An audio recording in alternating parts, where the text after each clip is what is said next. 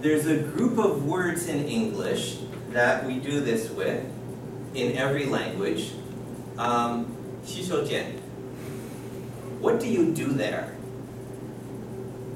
Do you wash your hands? Is that all you do there? Why do you wash your hands, right? That's why you go there. But we use the word 洗手间 instead of 厕所, right? Because why? Yeah, but why do we say 洗手间? Why don't we just say 厕所? It's more polite, yeah. It sounds better, right?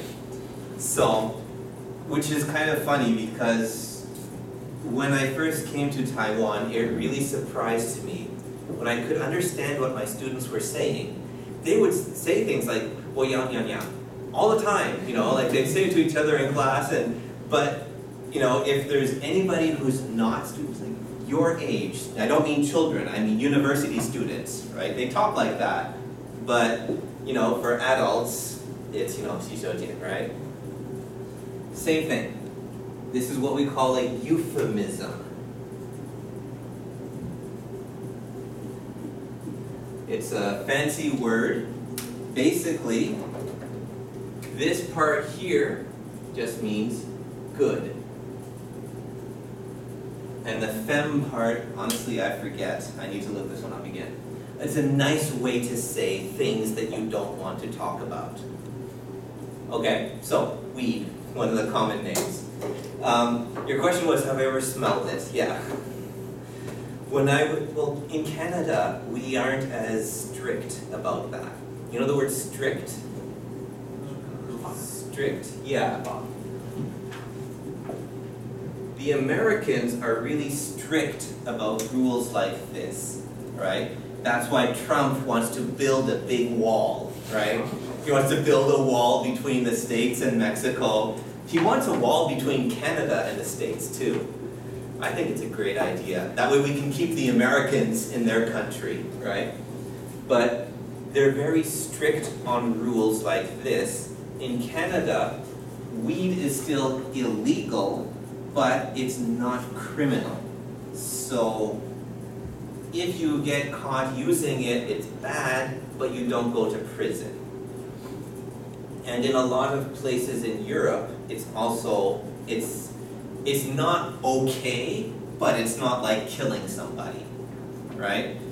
If you go to Germany or Switzerland, then you can find people who use it, but you know, you don't go to the police station and, you know, and smoke weed. That would be bad. In Taiwan, this is the same as killing people, right? If you bring drugs to Taiwan, you go to prison. So don't, right? Yeah, have you ever? We're on camera, so you should say no, yeah. Okay. In Taiwan, there aren't a lot of experiences with drugs like this, but there are legal drugs in Taiwan, right? What can you do in Taiwan that's allowed? It's bad for you, just like drugs. Weed makes you feel nice and relaxed, right? But there's one in Taiwan that makes you really happy and hyper and ready to go.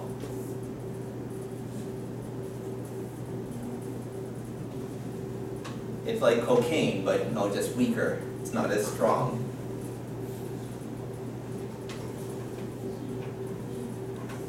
It's really popular in Taiwan. The truck drivers always have it. They have really pretty girls who sell it.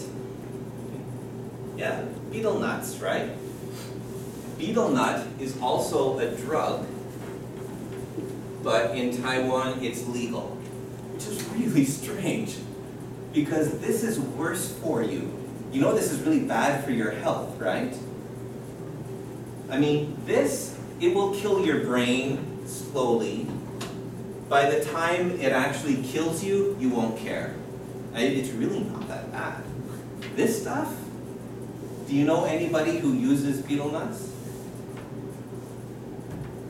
Anybody in your family, any friends? Has anybody ever tried it?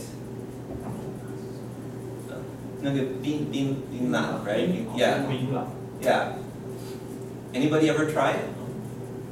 No?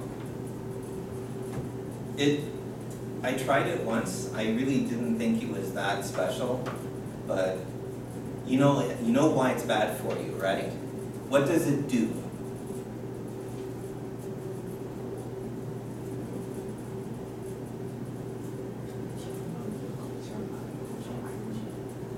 Well, there's the word cancer. So, yeah, it gives you mouth cancer, right? What else?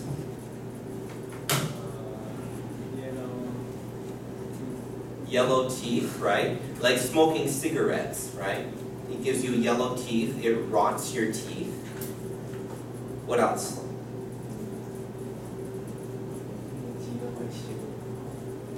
Your muscles get, wait, where's one? That I don't know. 应该是试着把它转成英文。 Okay. But it also causes stomach problems, right? If you're not careful, if you swallow some, it can give you stomach cancer. It rots your teeth. It damages your fingers just like cigarettes do because you hold it, right? Does it change your brain at all? I mean, it's like drinking 20 cups of coffee every day, right? It's going to mess with your brain if you're not careful. So, which one do you think is worse? Betel nut's definitely worse, yeah. Even cigarettes are worse than weed. Tobacco is really bad for you, yeah. So, it's a fun topic. Does anybody have other questions or anything to say on that? If you haven't tried it, then maybe you don't have much to say. Any other questions? It could be a very fun topic, but I notice I'm talking more than you guys are, so what else can we talk about? Has the duty.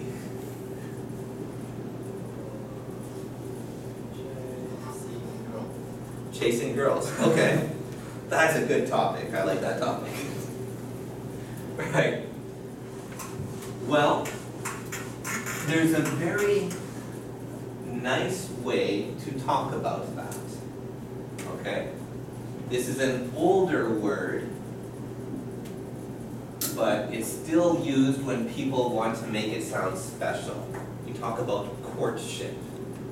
Has anyone heard of this before?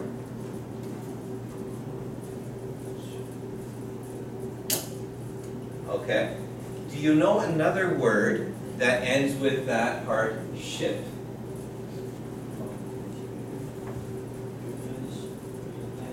Relationship, exactly.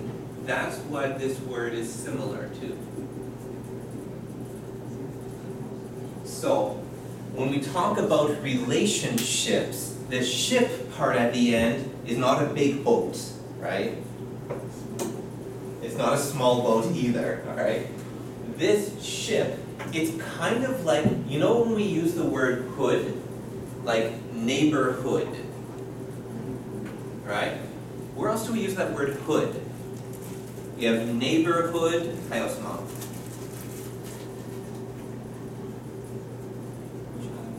Childhood, right? 还有什么?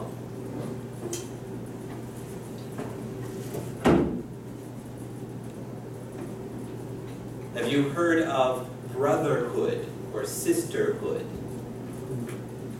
Okay, that hood part we use to put the idea of a relationship into these words.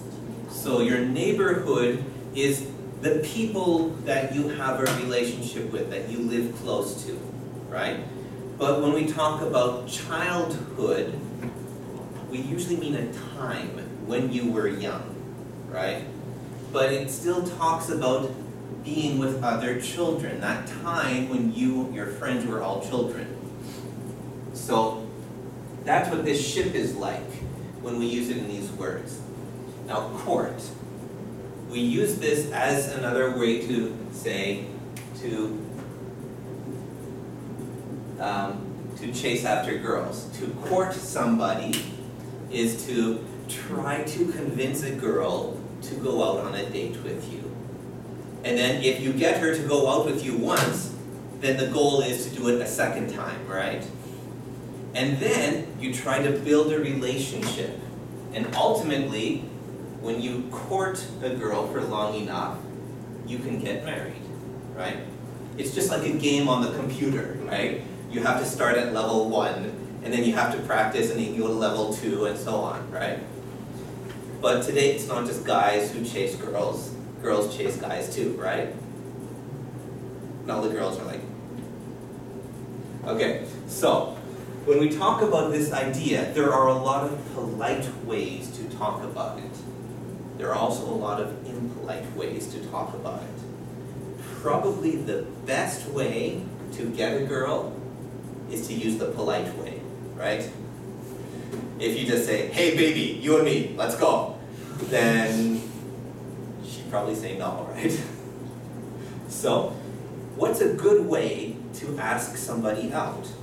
Guy or girl? What's a nice way to start that conversation?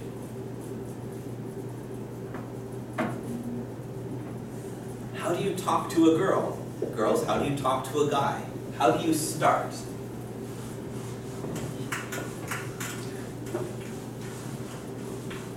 Well, before you can go to do something like watch a movie, you need to talk first, right? So, how do you do that?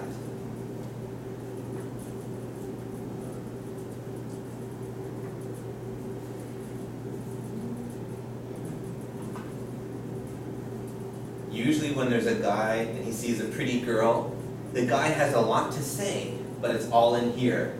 Oh, she's so pretty. I want to go talk to her. What should I say? I'll tell her I like her clothes. No, that's stupid. Everybody says that. I know what I can say. And you talk to yourself, and then when you're finally ready to go, she's gone, right? So, what do you start with?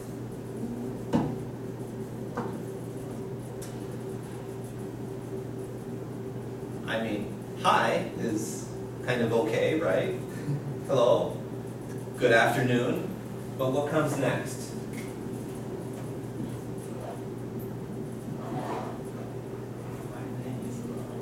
My name is, right?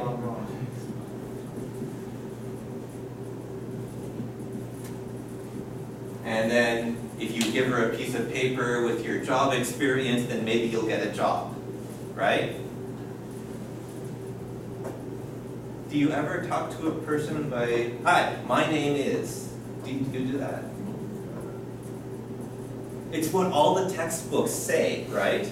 If you open an English book, that's what people do. Hi, my name is. I tell you, there have been times in Taiwan, I was walking around, maybe I go to a train station out in the country, and I'm with my family, or I'm walking around, and there's these children, and they never saw a foreigner before. So you see a bunch of children and like pushing each other, and sometimes they're older children. And they come up to me, and one of them gets pushed to the front, and he's like, hi, my name is John, and he runs away. Like, hi, my name is, that's what everybody knows.